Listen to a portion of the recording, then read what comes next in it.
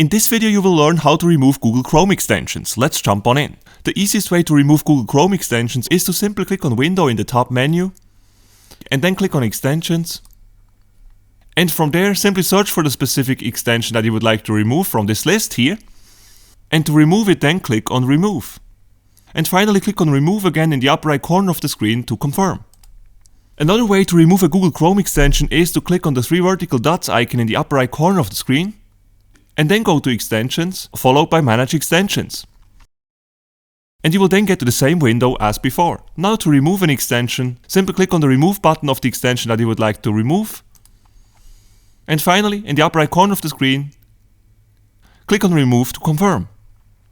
Now last but not least, to remove a Google Chrome extension, you can also click on the extension icon here in the toolbar and then click on the three vertical dots icon here next to the extension that you would like to remove and then just select Remove from Chrome. And finally click on the blue Remove button to confirm.